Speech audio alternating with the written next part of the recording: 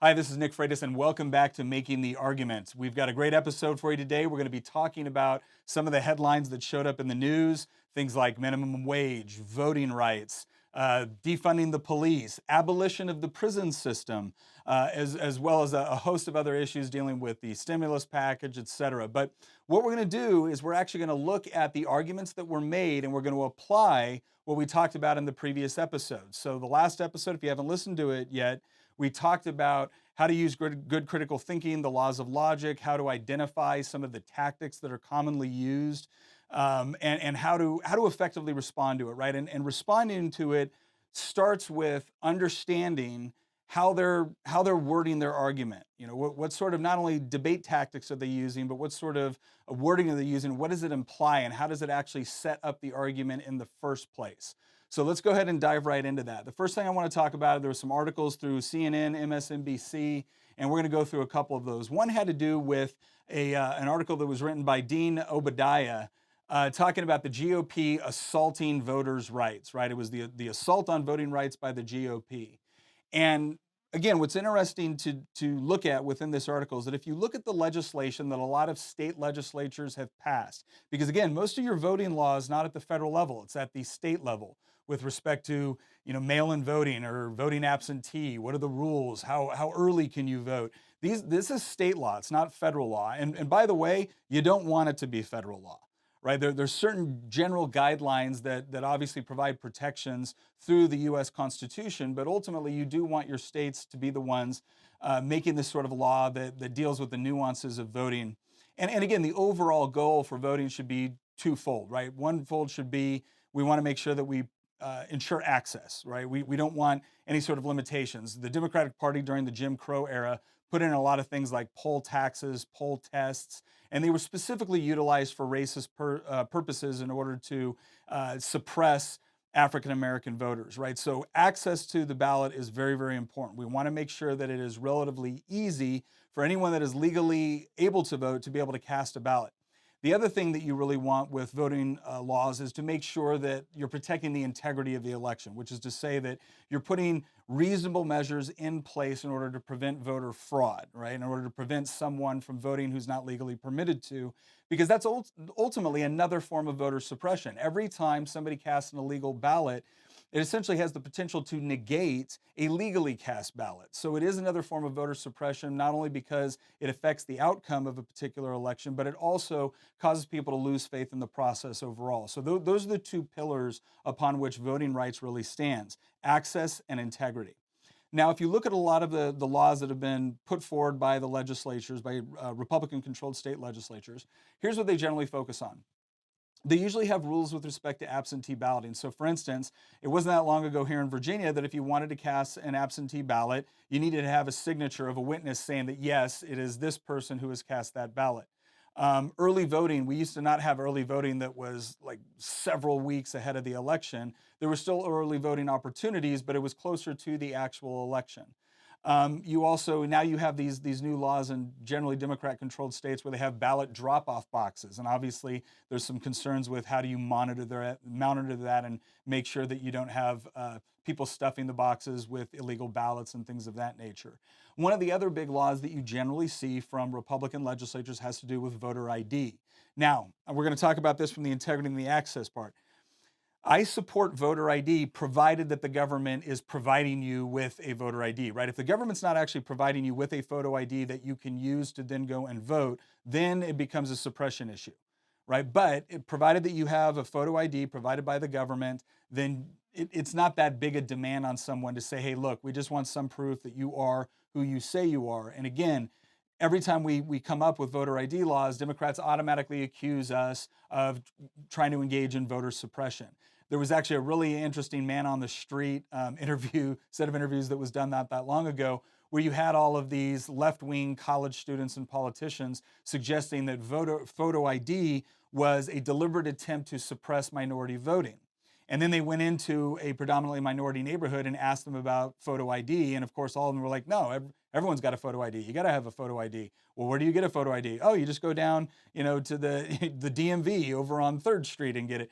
So again, it's kind of this false narrative that a lot of times is put out that if there is a photo ID requirement, even when the government is providing it free of charge, that somehow that is a deliberate attempt at voter suppression, right? And that's what was interesting, is that if you look at the legislation that the author of this article was referencing, that's largely what it was. It was just talking about common sense measures that have typically been in place in order to ensure the integrity of the vote without putting a great deal of burden on any legal voter to be able to get the necessary identification or whatever it was in order to vote. But you notice how he writes the article, right? It's a GOP assault on voting rights. And the reason why he's using that terminology is because he's setting you up as you look at the article to where you don't even feel the inclination to go and actually check out what the legislation is, because obviously the author of this news article has already said that this is the GOP trying to suppress voting rights. So right off the bat, right, you have a protagonist and you have an antagonist. The protagonist is the person that wants to protect voting rights, and the antagonist are all of the GOP people that are trying to suppress voting rights. But that's why it's important to kind of read, between the lines. But because the language he's using is deliberate. He's trying to set up the viewer to have a presupposition, right, or an underlying assumption about what's going on. And that was a big focus of what we talked about last podcast, right, is challenging assumptions. So what actually makes something an assault on voting rights? Well, according to this author, it's pretty much any sort of I don't even want to say restriction, but any sort of legal mechanism you would put in place in order to try to ensure the integrity of the vote, or at least from a broad sweeping angle, automatically, he equates it to voter suppression. And again, it's a common tactic that's used. We see it in the Virginia General Assembly all the time. Anytime we have anything that says, hey, look, maybe we should investigate this, maybe we should have, some restrictions in there to make sure that when someone votes, we know it's the legally qualified person to vote, it's instantly, you're just engaging in voter suppression. And then they don't have to actually, come back with any sort of comprehensive argument, because they've already established you're a bad person, right? It's not, I disagree with your policy and here's why. It's, you're a bad person, and so therefore your policy position must be bad, right? So a real common example of that. And you're going to see a lot more of this, because there's a lot of people that are concerned about election integrity. And the left's argument is, well, yeah, you're only concerned about it because Donald Trump told you to be concerned about it. Well, no, there are relevant things to be concerned about. We have seen instances of voter fraud all over the country. Now, am I claiming that voter fraud accounts for all the election results? No, I'm not saying anything like that.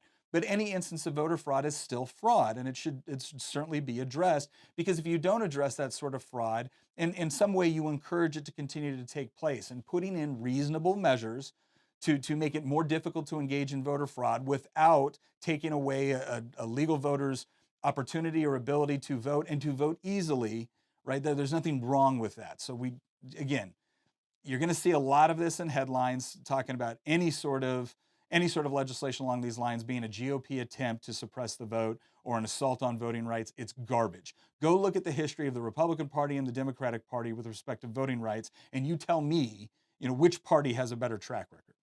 Let's move on to the next issue. This is another one that I loved. It was an article in the MSNBC, and they were talking about forgiving college debt. And the author was obviously, and the whole debate was, it wasn't even really a debate on whether or not we should, quote, forgive college debt. It was a debate on, should it be $10,000 of college debt, federal loans, or should it be $50,000 in college debt?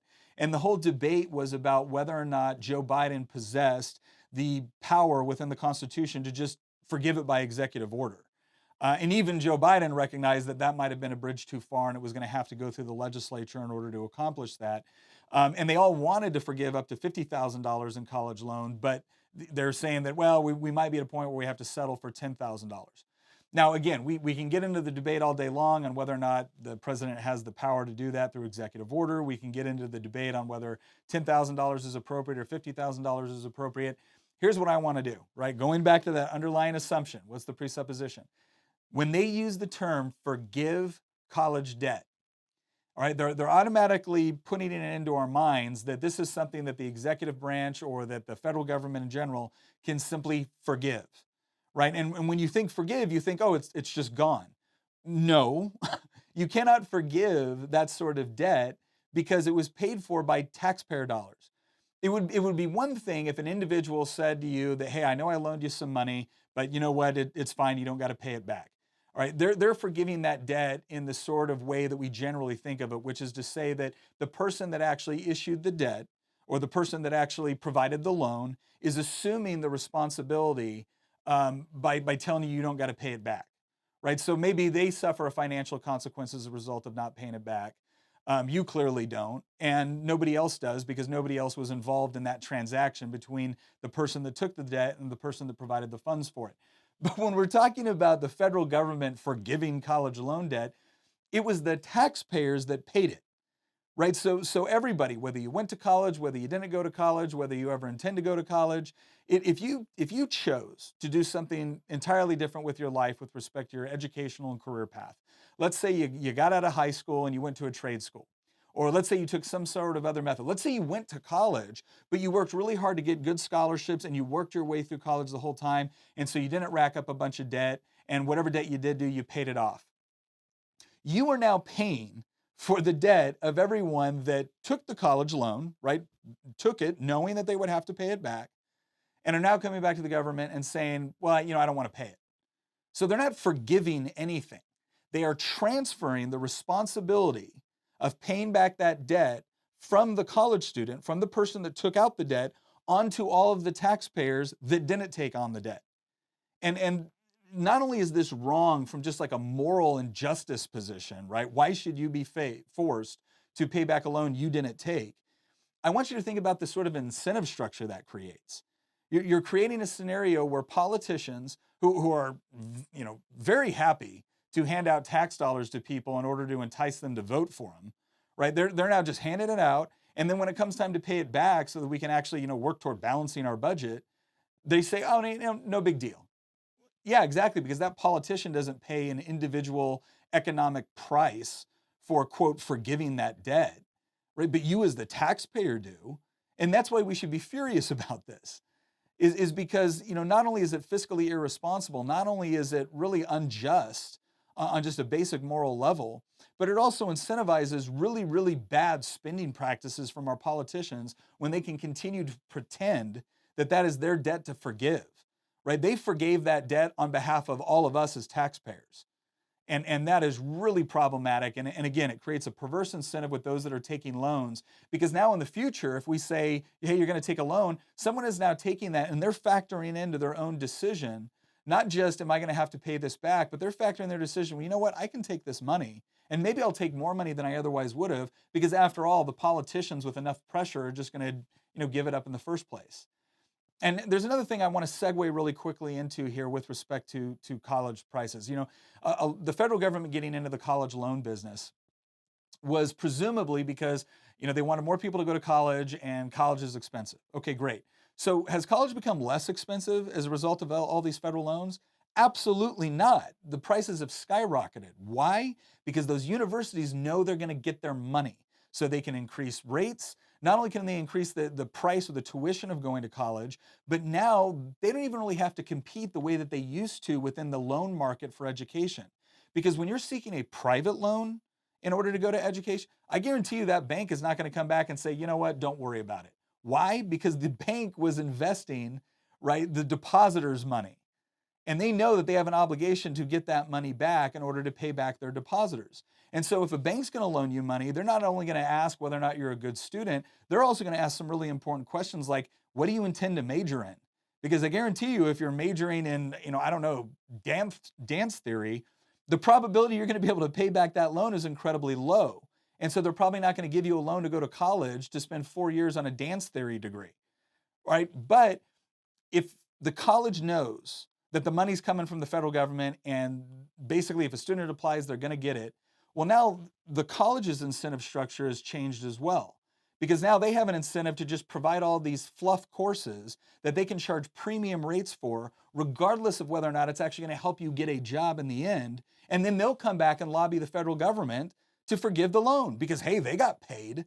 So that's really what this is. This is a massive wealth transfer not only from people that didn't take out a loan to people that did take out a loan, it's a massive wealth transfer to the university system, right? And so this is just problematic on so many levels. And again, we have every right to be furious with it because it is totally unfair, especially to the people, not that just didn't take out a loan, but chose a different path because they wanted to be more economically viable, or chose to go to college but did so in a financially responsible way and worked their way through. You've just told all of the kids that worked really hard to get through college that, you know what, you shouldn't have bothered. You shouldn't have bothered because, mommy and daddy government are going to pay for it for you. That is totally irresponsible and unjust on so many levels. Let's talk about another article that was that just kind of blew my mind, and it was around two things. All right, one was defunding the police, and one was what they call abolition of the prison system. Right, so it's a movement to get rid of all prisons. Now, look, if your goal is to achieve a position in society where prisons are no longer necessary because people aren't engaging in violence, they're not defrauding people, that there's essentially no longer a reason to segregate an offender from their victims or from other people that they could potentially victimize, great, I am with you. I want to live in that society. I don't think we're there yet, and I don't think we're going to be there tomorrow, right? So, but you listen to the language that they're using when they talk about getting rid of the prison system, right? They talk about the abolition movement. And this came from a woman named Miriam Kaba. And this is what she said. She goes, all of a sudden, people had a real interest in abolitionist thinking and abolitionist organizing. Now, why is she using the term abolitionist? Why is she not saying, yeah, people are really excited about completely banning prisons? Well, because if she said completely banning prisons, you would look at this like, what are you, insane? Like there's violent people out there that murder and steal and hurt children. And yes, they absolutely deserve to be in prison and segregated from the rest of society so they don't hurt innocent people, right? But if you talk about the abolitionist movement, well, now all of a sudden it conjures up images of the abolition of slavery. And that's why that terminology is being used. It's not because it's the best terminology to describe what it is that they're trying to achieve. It's once again conditioning the reader to think about this in a way they want you to think about it, as opposed to the very real world consequences of what happens if these sort of policies actually go into effect. And we see this all the time. In Virginia, they've passed a bunch of laws that are essentially making it easier for violent offenders to get out of jail early. And then to have their records expunged, sometimes automatically expunged. And again, I'm not against criminal justice reform. I've carried criminal justice reform bills. I think there's definitely a place for it, but we're supposed to do it in such a way that also takes into account the considerations of the victims, their families, and just society at large that isn't breaking laws and would like to be able to live in peace. Because the less assurance you have that you're living in a peaceful society with reasonable law and order, the less likely you are to engage in productive social and economic activity, which is beneficial for all society. But again, when we've got movements now, serious movements that are talking about completely getting rid of the prison system or defunding the police, that's cause for serious concern. And when they couch it in these sorts of terms, that is what, again, if you wonder why so many college students are coming home and regurgitating things that the most of us look at and go, that's absurd. Well, again, if it's been couched in abolitionist language, who wants to be anti-abolitionist, right? So again, it's not a well-reasoned argument. It's using sophistry, right? It's using sophistry as a debate tactic to reorient the way you think about it. Now, listen, there's nothing wrong with sharing a different perspective or a different sort of analysis or even different wording on a particular topic to get people to understand what it is that you're trying to say. But when you're not being totally honest about what you're going to do, that's problematic. And again, using this sort of language is very intentional. And you see the same thing with defunding the police. There was a story put out by Hayes Brown, I think this was also MSNBC, where there was a debate going on in the Senate where they were talking about, defunding the police. And you had a lot of Republican senators essentially saying, wow, that's fascinating because here we are with a bunch of National Guardsmen and new walls and barriers set up all around the Capitol and a new influx of police. That seems a little disingenuous that, okay, yeah, you want more police protection here, but you don't want to offer police protection within those communities that were affected all summer long or just communities in general that suffer from high crime rates. And, Hayes Brown said that this is a red herring argument, all right? And red herring is a logical fallacy where it essentially says that you're comparing two things that can't be compared, or you're trying to get off the topic of what we're discussing by coming up with something that is superficially comparable, but not really comparable when you look at the underlying propositions that we're discussing. And his whole argument was essentially that defunding a police because of police brutality is not the same as taking something like the Capitol riots and recognizing that there is a legitimate function for police within that area. Okay, fair enough. The problem is I don't think he's actually giving a fair hearing to the people that are making the argument with respect to the Capitol riots. And I, this is something that's been really frustrating to me is there's so much Democrat emphasis on this was an assault on the symbol of our democracy, the very Capitol building. Okay, I don't argue with that. I don't disagree that that was egregious and it deserves to be punished and that police protection is necessary in order to make sure that something like that doesn't occur, right? I agree with all of that. Here's what I don't understand. Yes, you have instances of police brutality, but you're now suggesting that if you have an instance of police brutality, then defunding the police is an appropriate mechanism in order to address that. I would say that's a non sequitur fallacy. It doesn't necessarily follow unless you're going to present a good argument on why fewer police or less police pay is actually contributing to less crime. Not less convictions, right? It's really easy. If you want to get less crime from a legal perspective, great, legalize everything, and now you don't have any more crime, right?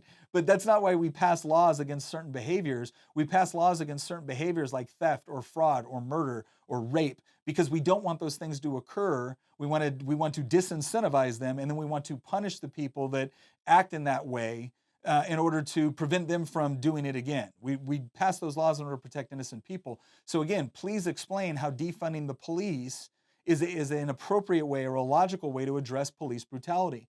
Now, if you wanted to say we need more funding in order to take law enforcement through additional education or training, okay, that makes sense to me logically. I can follow that line of reasoning. But again, it's this whole idea that when they attack the Capitol, we want more police. But when they burn down a minority-owned business in an inner city neighborhood, we're not as furious about that. I got news for you. The real symbol of who we are as a people is not found in the Capitol. It's found in everyday America. And they are everyday Americans are every bit as worthy of police protection as the people that go represent us up on Capitol Hill. And it is mind-boggling to me that the same people that want to defund the police at a local level, for whatever reason, are absolutely convinced that more guns, more cops, more soldiers, more barriers, more walls are absolutely necessary and appropriate at the Capitol building because that's a symbol of our democracy. Well, I would argue that someone that works their entire life building a small business, in a neighborhood that their entire life is poured into it, that is also a symbol of our democracy. And by the way, we live in a constitutional republic, right? But I don't want to mince words here, right? Let's just talk about what they're doing. So I just find that absolutely insulting. So again, if you want to make a good argument for defunding the police, well then yes, I think it is totally fair to bring up the Democrats' response to January 6th and the response after January 6th. Because I don't think calling in for additional police support was an inappropriate response when there's a genuine concern about additional criminal activity or even potentially terrorist activity. Right, but let's also say that when you have a high crime neighborhood, going in and saying we're going to defund the police because a relatively small percentage of bad actors within the police force have done something wrong. Again, I don't think that is that does not logically follow to me. Again, perfectly willing to hear the argument, but for him to call this up as a red herring or to suggest that, and one of the arguments he used was, well, the people storming the Capitol were largely white and they don't deal with the same power imbalances, so it's not the same thing. Let's assume for a second that is absolutely correct. Okay, I think there's certain things that are problematic about that reasoning, especially on the whole power imbalance argument that we're having in this country nowadays. It's not to say that I think it's completely invalid, but I do think that there's certainly some logical problems and inconsistencies with it. But then, okay, explain to me the power imbalance at the Capitol. So when predominantly white people did something illegal, more police is appropriate. But in an inner city where the victims are predominantly minorities, more police are not appropriate? Again, how does that follow? I don't understand the reasoning. And I've read a lot of articles, I've heard the arguments coming from the other side on this. But unfortunately, I think that they've used a lot of terminology that sets people off to automatically basically come to their conclusion before we actually read the data. And that's what I saw in both of these articles with respect to abolishing prisons and more efforts to defund the police. Let's talk about some other articles that showed up, MSNBC and CNN, where they were talking about Senate confirmation hearings. So there was a big dust up over Neera Tanden, who President Biden is wants to put in a cabinet position with respect to the budget office. And you go back and you look at her tweets. Now, she deleted a whole host of tweets where she was calling Mitch McConnell Moscow Mitch, and she was talking about how horrible Ted Cruz was. Basically, a lot of very, very partisan and hyper partisan arguments, using a lot of perverse language and things like that. All the sort of things that Democrats have continually told us was horrible about Donald Trump. What I find interesting about this is that when even the Democrat Senator Manchin from West Virginia said, yeah, I don't think this is appropriate. I think President Biden should pick someone else for this position because they're going to be serving in what is essentially a nonpartisan environment where senators and members of Congress have to be able to rely on the information that they're putting out with respect to the budget. And it's hard to do that when you're now going to call these people for testimony, and it's very, very obvious that they're hyper-partisan nominees. Now, we can argue all day long on whether or not Republicans and Democrats both do this. I think they do. But the argument is that, look, you can't sit here and talk about unity and then pick someone for an ostensibly nonpartisan position and then not expect their tweets to be something that is considered. But the argument that came out, and some Democrats made that argument. They're like, oh, yeah, you Republicans, now you're worried about tweets. You didn't seem to be all that worried about it when it was President Trump. Okay, that's a fair argument. You can make that argument. But they immediately went into, well, this is sexist, right? And Senator Manchin was asked about this. Like, is this sexism because she's a woman, and therefore, if you have any problems with her sitting in or being a part of this cabinet, then therefore it must be sexism which is driving your motivation. And here's what's interesting. Again, did they come up with any arguments, any rational arguments based off of Senate testimony, based off of things that were said either during a confirmation hearing or public on Twitter? Did they come up with any sort of evidence that would suggest that the reason why people had a problem with this particular nominee was that because she was a woman? No, because they don't feel they need to, right? They can just make the charge of sexism, and because nobody wants to be accused of sexism, all of a sudden it's this backpedaling, right? They automatically put you on the defense. Look, if you want to accuse someone of sexism, here's all I ask. Can you present some sort of information, some sort of evidence that goes beyond the fact that the nominee that is being heard happens to be a woman?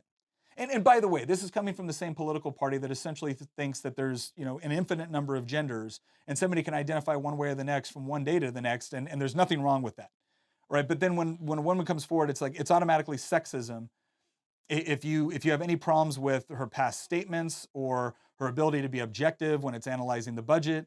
Again, I would have loved to have seen the corresponding articles from the left, from MSNBC, from CNN, when it was a female Trump appointee, or when it was a Trump appointee that was a person of color, right? Did you see any articles automatically assuming that if Democrats opposed them, then clearly it was because they were a person of color or because of their sex?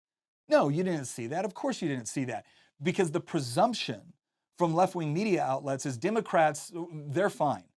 Republicans are all secret closet bigots, right? And so obviously if they do that, we have to immediately ask the question of whether or not this was driven by sexism or racism. But we never have to address that question with Democrats. Again, the standard is not equal. And they would suggest to you that's because of the way that Republicans behave and Democrats behave. I think that's nonsense. And again, you're seeing now where it doesn't even apply to some people within their own party. And you saw this as well. There was another article that said Republicans are targeting some of President Biden's cabinet nominees. Most notably, the nominees of color are facing outsized opposition. Okay, again, if you look at the Senate testimony and if you look at the issues that they brought up, Republicans were treating every Senate nominee essentially the same. They were looking at past statements, they were looking at their positions on issues in order to determine whether or not that is someone that they would want to fill a cabinet position. So they were treating people equally, right? I didn't hear one senator even insinuate that the real reason why they had a problem with this person was because of their skin color or their gender. I didn't hear one person say that. They all came up with, again, reasonable concerns. And if those reasonable concerns were disproportionately with some person, well, now who's the person focusing on race? Is it the right or is it the left? But again, it is totally low-hanging fruit from the left to engage in this sort of intellectually dishonest behavior that they never apply to their own side. And again, that's because William F. Buckley Jr. said it best once. He goes, "We think they're wrong, they think we're evil." And you see that manifesting itself in the sort of reporting going on with respect to these Senate confirmation hearings. So, again, I got no problem with a reporter doing some deep digging or some analysis to come back and say, well, no, the reason why I'm questioning this particular senator's opposition is because he said this on this date, or because, he carried legislation that was, clearly bigoted. No, they're not doing any of that. It's just a general assumption that if you're a member of the GOP and you have a problem with a particular candidate, no matter how good an argument that you make, it must be racially driven. And I'll give you a perfect example of something that happened just today in the General Assembly. We had a report that came out about the parole board in Virginia. And this parole board has been making some horrible decisions with respect to who they release from prison. And when we first looked there was an inspector general report on the parole board and the procedures and were they properly following the procedures, were they being objective? And the first report we got was a 6-page report, and there was a lot of redactions. So we fought for an unredacted report. We got a 6-page report back. Well, it turns out that it was actually a 13-page report, and that 13-page report by the Inspector General suggested that there was a number of potential violations of law, like actual violations of civil law, in some cases misdemeanor level offenses that resulted in people getting released from jail that had murdered people. Right? And we brought this up and said, look, this is a problem. It's a problem of transparency, first of all, because we asked for the Inspector General report, they dragged their feet, and it turns out we didn't even get the full report initially. Now we finally have the full report, and we find out that a lot of our concerns about what the parole board was doing and how they were behaving were potentially founded. And we have an obligation to do something about that, not least of which because the former chair of the parole board is now a judge. She just got voted in as a judge this session. And her deputy is now heading up the parole board. And so when we brought this up and said this is cause for concern, both from a transparency perspective and for whether or not we actually continue to keep these people in positions of public trust, what was the response back? You're racist, right? Like, just once. I would like for a standard to be applied equally. And if you don't like the argument that we're making, great. Make a counter argument that doesn't automatically have to inject race into a situation for which we weren't even taking that into account. The report said that these people did these things, right? Or alleged to do these things. That requires additional investigation because the decisions coming out of the parole board were not very good. But nope, we're going to couch the entire argument in race. And don't tell me you actually believe in combating racism when you use it as essentially a foil to attempt to shut down argument. That isn't about argument. That's about if you don't do what we say, if you don't vote the way we want, or if you dare speak up when you identify a very reasonable problem or concern, we're going to shame, intimidate, or humiliate you into silence. And I gotta thank Delegate Todd Gilbert. He did a great job talking about this and laying out the very reasonable concerns. But again, the response we get back is not good argumentation. It's not saying, you know what, Delegate Gilbert, I don't agree with your analysis, but this is something that we should look into. No, none of that. It's the constant insinuation that you're an evil, mean-spirited, racist, bigoted person, and so therefore we shouldn't listen to your concerns.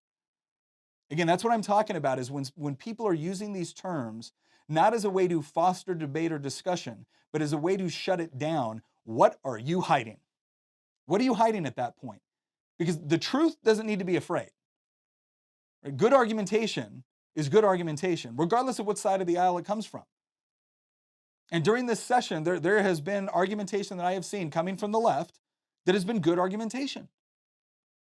But unfortunately, what I've seen is when we respond with any sort of problem of what they're saying next, it's immediately going to again, it's either race, it's sexism, it's bigotry, and they don't feel any need to prove it. And the reason why is because what we just talked about today with respect to the way that the media covers it.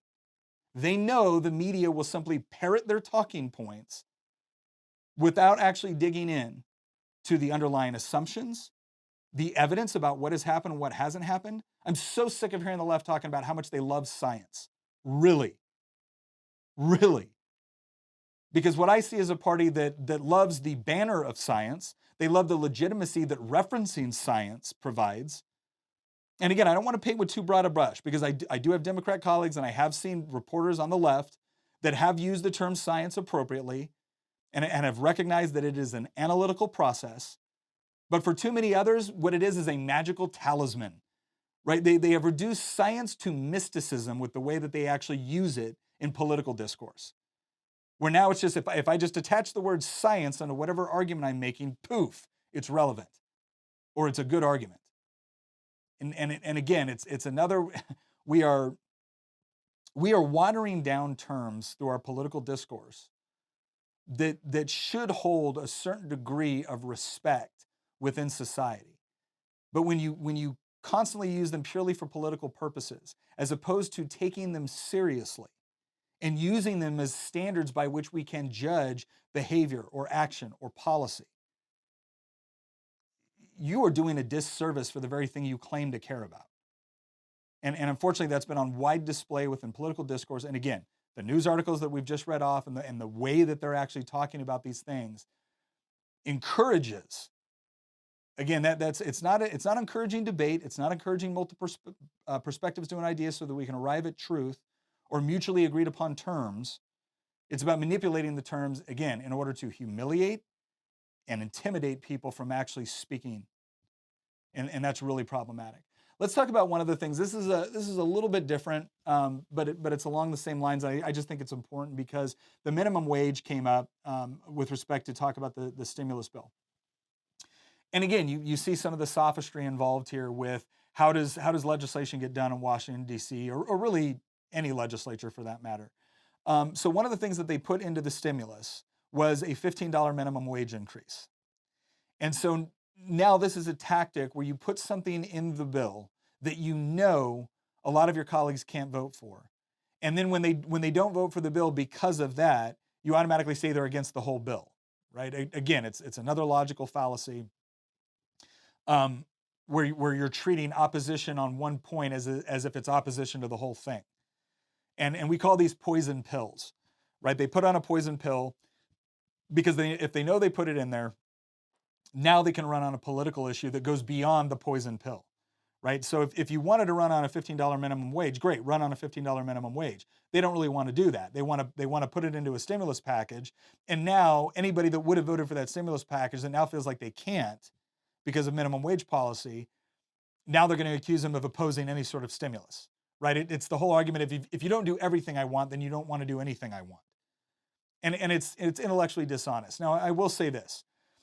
There is a reasonable argument to be made that when a bill has certain components to it, where a bill is addressing one thing, and then there's what we call like accompanying components, which is to say that if you want to address this, you're also going to have to address some of these other things. Now, in Virginia, we actually have pretty good germaneness rules, and this is one issue that I am very passionate about, the whole concept of one issue per bill.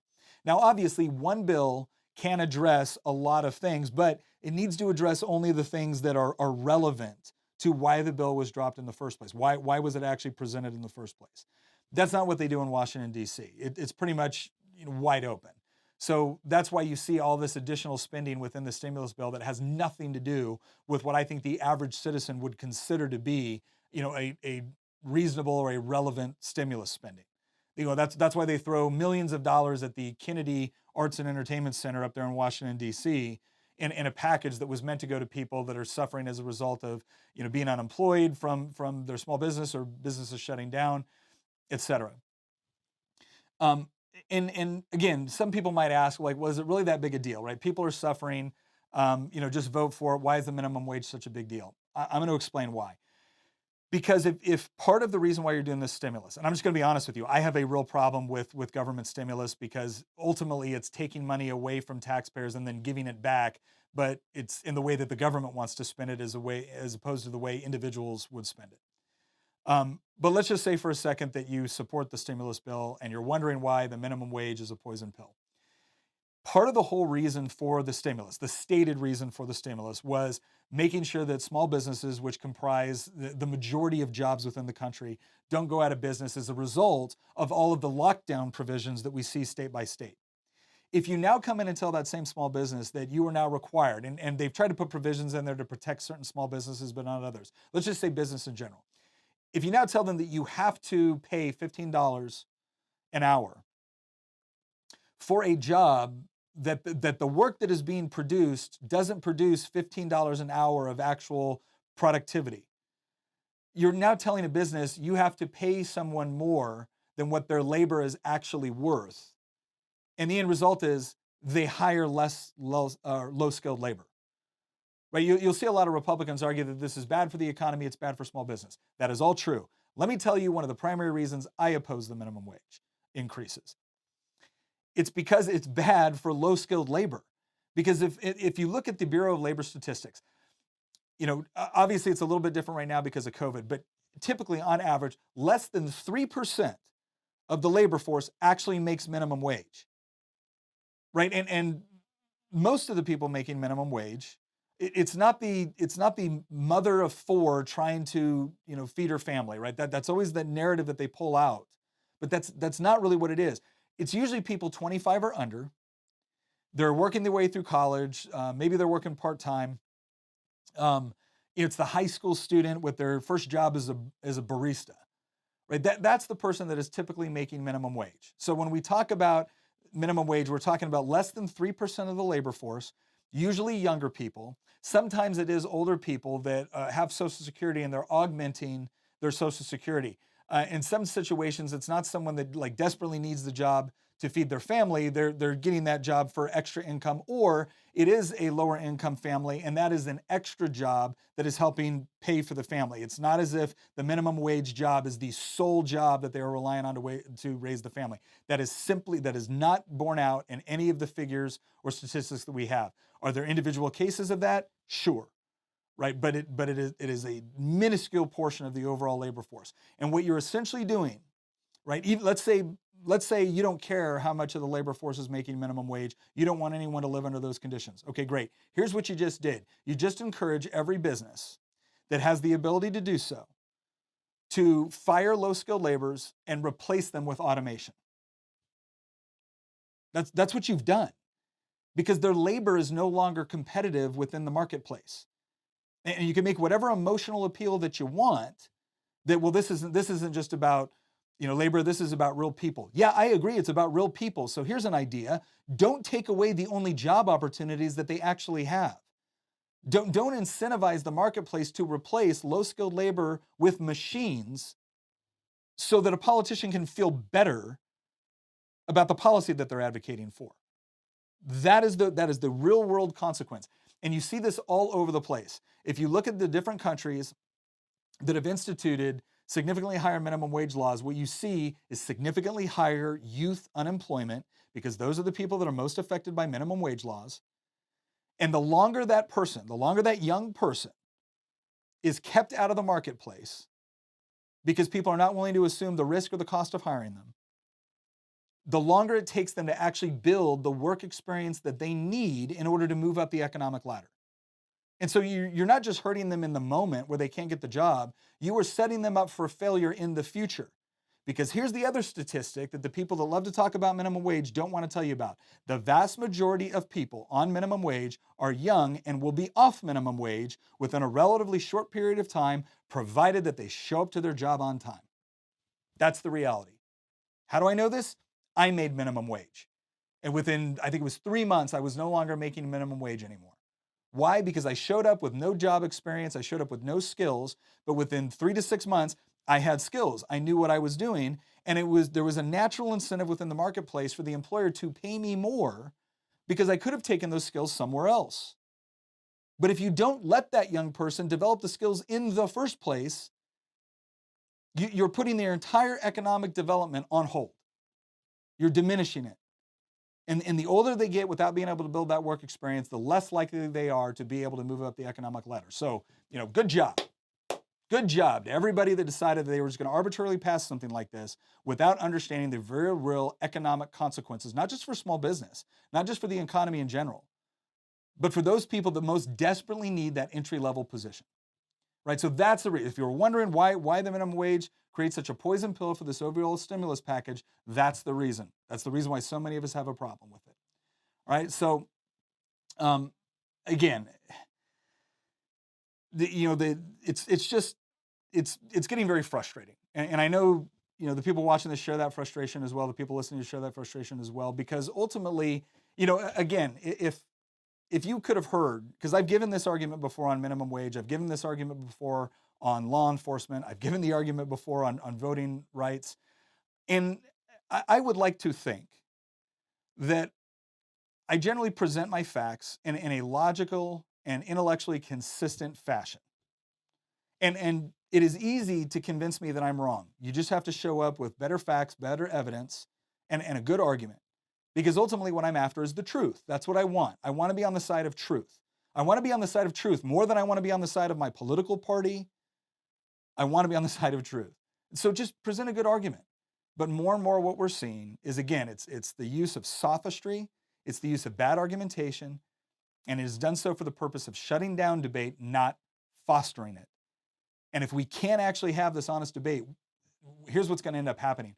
People will become more and more frustrated, and they're going to start to lose faith in the overall deliberative process that we have with respect to our government, with respect to the peaceful adjudication of problems. And so we all need to take it upon ourselves. And this goes for the right too. Because believe me, I have seen some horrible argumentation on the right, and it drives me nuts. We have an obligation, if we really believe in a free society, if we believe in freedom of inquiry, then we all have an obligation to look beyond the sort of sophistic language and narratives that we see and find other people of goodwill and foster those conversations. I'm going to be going on a left-wing podcast. I've been on there once before. I'm going to go on there again. And one of the things I really respect about how they conduct their podcast is we have very different viewpoints, but they're always very respectful, and they let me share my opinions in context. I listen to their opinions and positions in context, and we try to find the areas where we actually have some common grounds of agreement, right? And it's not all the time. It's not even a lot of the time. But what I found is that when you can have that honest conversation, when you're not instantly trying to demonize the other person, or assuming that if they disagree with you, it's automatically because of negative or ill intent. You can actually find areas of agreement to work together. And perhaps even most importantly, you can find areas where you agree to disagree.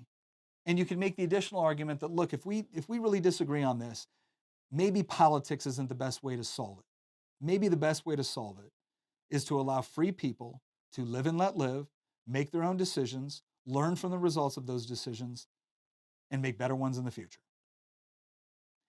Thank you again for joining us today on Making the Argument. I also wanted, again, shameless plug.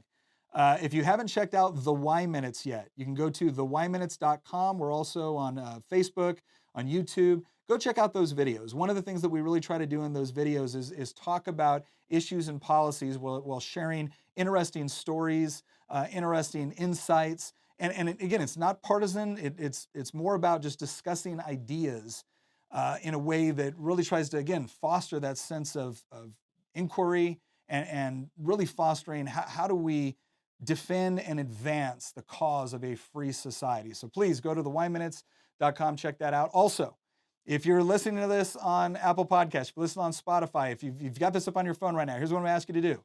As soon as you're in a safe place, if you're driving, don't do this while you're driving. Go on there, hit a 5-star review, write a little review for us. I just saw some more comments come in that have asked us some questions. We're going to be actually picking those up in one of our future podcasts. So if you want to influence the way that this podcast, not only the reach that we have, but the content that we talk about, that's a great way to do it, and we certainly appreciate it. So once again, thank you for joining us, and we look forward to seeing you next time.